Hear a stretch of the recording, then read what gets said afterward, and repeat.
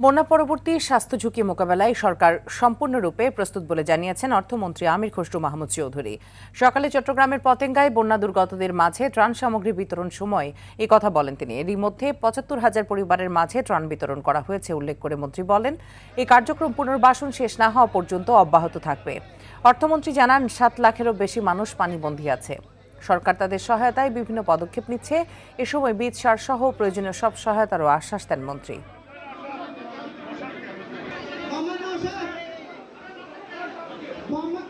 যাদের বীজ দরকার, সার দরকার, ইত্যাদি ইত্যাদি যা প্রয়োজনীয় পুনর্বাসন কাজ এরপরে শুরু হয়ে যাবে।